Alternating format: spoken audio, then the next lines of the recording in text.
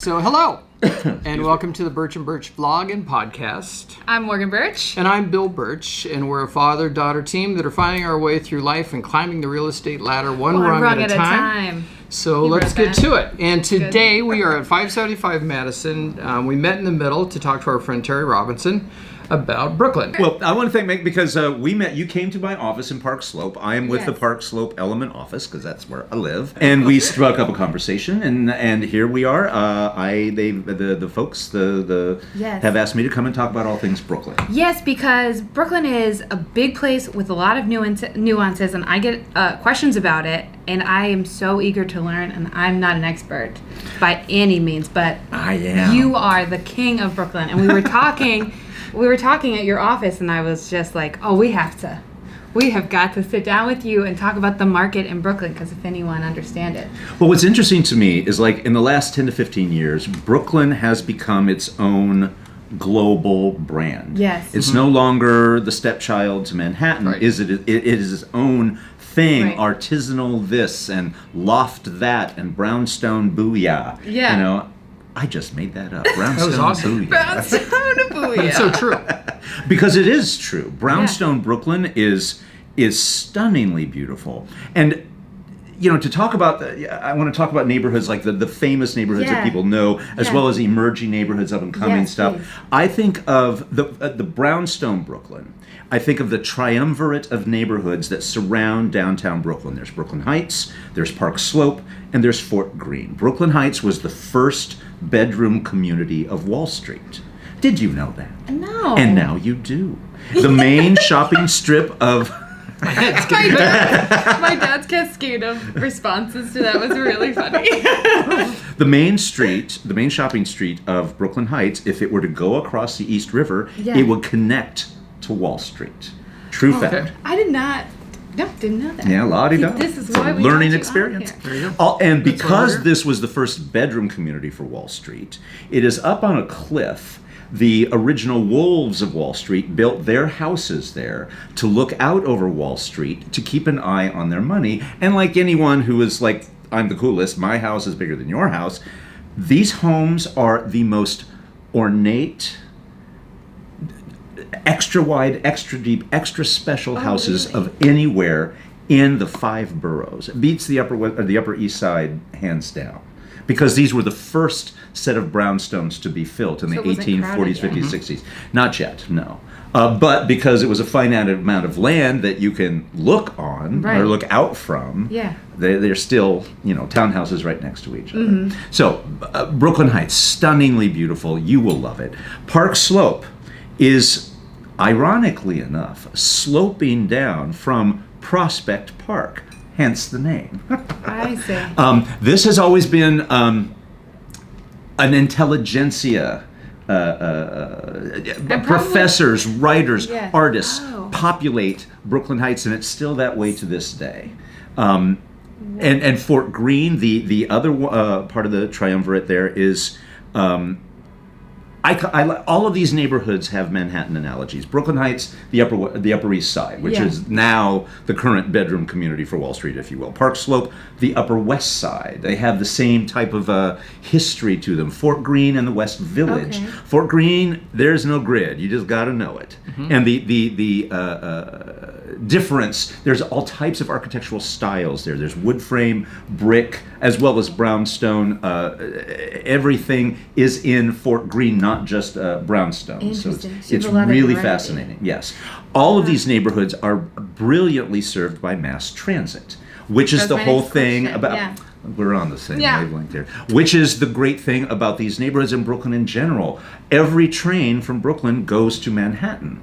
And to then segue to the emerging neighborhoods, where are the subways in those... Oh, I'm sorry. I need to include one more neighborhood. I've been a negligent real estate agent. Williamsburg. Williamsburg, the hippest, coolest place in the world, is... There's this perception that it's full of lofts. There's some lofts there, but mostly it's just old-fashioned housing stock that has been taken over by hipsters.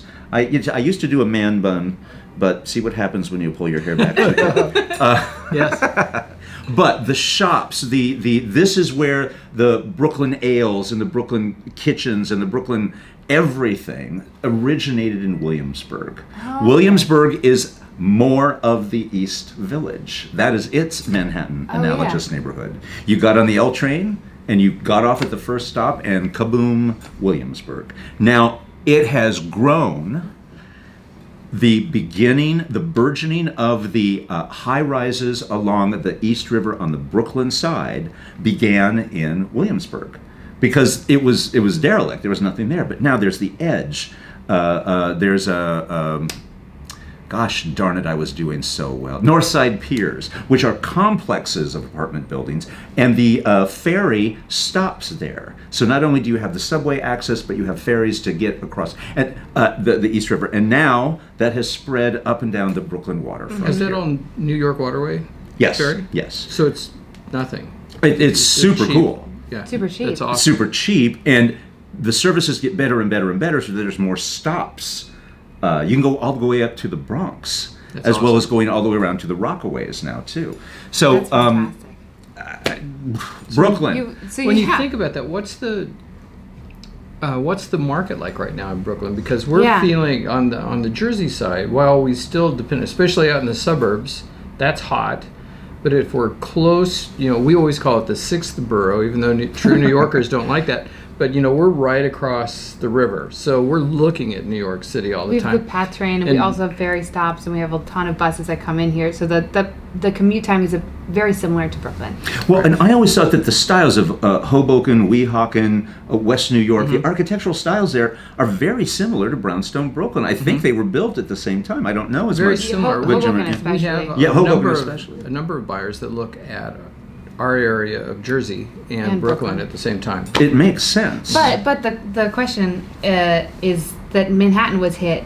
This is where you're going, right? Our market is sympathetic to the Manhattan so market. Manhattan has seen a much greater slowdown than we have, but we did see an effect. We're feeling it. Where here we see a lot of new development. Not in suburbia. Sales new development. Interesting. It's a We have a seller's lot market. of. Oh yeah.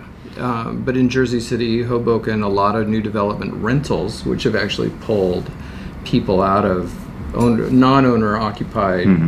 And now those owners that had kept those as investments are having trouble getting tenants, so that's putting those on the market. But what's it like in Brooklyn right now? What's going on there? Well, these same four neighborhoods are feeling that effect. I think, in my opinion, and I work in Manhattan as well, in my opinion, we have peaked with the prices that can be charged. We've just reached an apex, and you can't go any higher. If the property is priced correctly, it will sell. If it is in any way aspirational, the public knows, and they'll come and look, but they will not make an offer. Right. So the Brooklyn Brownstone neighborhoods that I mentioned in Williamsburg are feeling this effect because they are a high dollar top. I mean, they're as expensive as Manhattan. Right. Yes. We have that same thing. So in your market, if you're working with the seller and you're trying to price, most sellers are a little aspirational. They've been very hopeful. They invested in their home for a reason. They planned on doing well. But now, what I'm hearing is that if you list and you're just a little too much, it's crickets. You will get attendance. You will not get offers. You just won't. Just people looking but not saying That's anything. right. That's exactly That's right. what I'm experiencing. Yeah. And it's beautiful. say- And it's not even that aspirational. Yeah. Really. Right, Maybe just a 25, smidge. 50 over what you really think it should be, and you think that won't make a difference. Buyers are too educated now. They Well, really there's so are. much information online. Which is why you need professionals Exactly. to sift through all Discern, this and discern as to exactly what's going on here. Let me mention real quick price points here. Brooklyn please. Heights and Williamsburg are kind of neck and neck. A one-bedroom apartment, 700, 800, 900,000, depending upon, Brooklyn Heights is all the pre-war with the grand ceilings and more just scale to apartments, whereas Williamsburg is more either a loft or a new high-rise. You can buy a townhouse for $20 million if you want in Brooklyn Heights. A regular Brooklyn Heights brownstone will be 4 to 5 to 6. Because remember, these are bigger than Right. anywhere else. Williamsburg doesn't have any brownstones. Okay. They have original wood frame buildings. It was never that kind of neighborhood. It was much more of a working class neighborhood. Interesting. Yes, it really is. It's so converted now. I mean, but still, when you get away from the waterfront and the Bedford Avenue station, which is like the epicenter where you get off the train, you walk down these side streets and it's lovely, but it's not a brownstone, which is really interesting. And the expectations of the world is that it's full of lofts. No, it's not. Not really. Not really. There's some, but that's the minority of things, not the majority of things. So price points: Park Slope.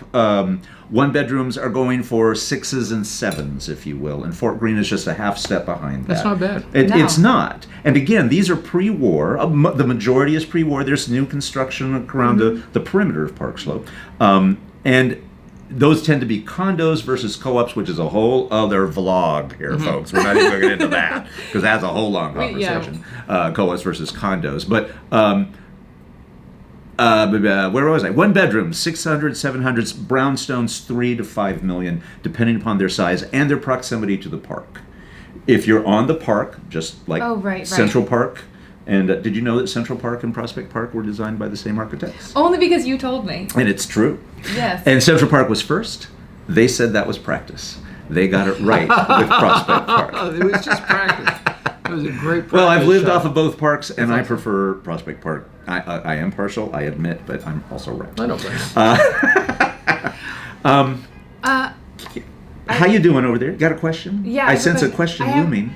I have a question for if you're going to give a quick tip, I'm a buyer and I'm overwhelmed by the amount of knowledge that's being poured on me. I'm interested in Brooklyn in general. I'm trying to get a grasp on the market. Is there a tip you'd give me as from that position? Are you vague? Are you a first-time buyer? First-time buyer. Then I recommend that you not go to those neighborhoods that I've just mentioned. Let's think of that as the first tier.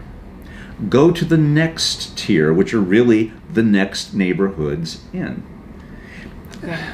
I think of the 5 boroughs as a house. Okay. Manhattan is the living room.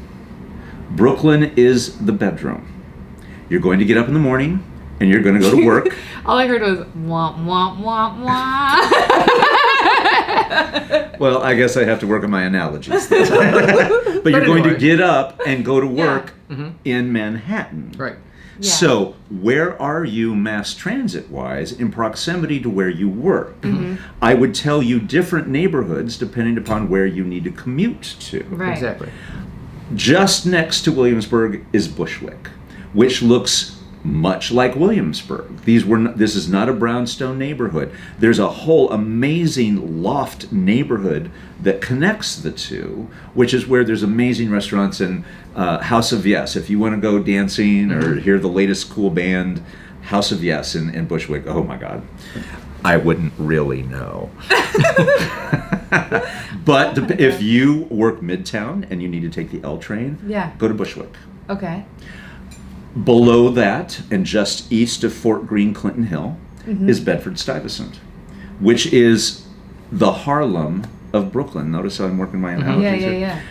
For many of the same reasons. Montrose Morris, who was the architect who designed a lot of the famous houses in Harlem, did the same thing in Bed-Stuy. Oh, cool. Okay. And price per square foot, Bed-Stuy has increased the most from 2010 until now than any other neighborhood in the city. Oh, wow. Not in Brooklyn. Didn't know that. In the city. Well, now you did. No, I didn't. Yeah. Who's the professional? That's Fun right. fact. That's why we've got him here. Also, the housing stock is full of beautiful brownstones that need love. So you can get a brownstone, maybe not half the price, or maybe half the price depending upon how much work it needs. Right. So I've met a lot of young families or a couple that want to be a family come in and buy these houses and fix them up, and you live in the duplex and rent out a couple of floors and it pays your mortgage, and can you live through the renovation process? A common story here. But at the end you'll have an amazing house in a neighborhood where you can just feel the energy in the air. How cool. So if you're commuting to Midtown or Wall Street, you've got trains on each end. that take you to those places. Just below that is Crown Heights, which is the last Bed-Stuy and Crown Heights are the last brownstone neighborhoods that are not in the first tier. I've not explored them very much, and Crown Heights I'm so little about. Well, one corner of it is at the Brooklyn Museum and the Botanical Gardens. So it's very culturally minded. There's also much more of a diversity of architecture. There's more freestanding houses in Crown Heights. Okay. Mansions. Really? Freestanding mansions in Crown Heights. We're used to row houses, houses right next to each other, block after block after block, whereas Crown Heights has a lot more diversity in there. The Brooklyn Children's Museum is in Crown Heights as well. Wow. Okay. So, and these price points tend to be, depending upon where the closer to Manhattan, the more expensive you are, but go to the next express stop. And with each one, you see a slight change. That's in right. price. That's so basically, right. base it off of the first tier and then move one step. That's right. Go, walk around. Yeah. Feel your comfort level. This isn't for everyone. But I also feel like when I moved here, and I'm very young, but when I moved here, youngest guy in the room. Yeah. Like you even more. That's right.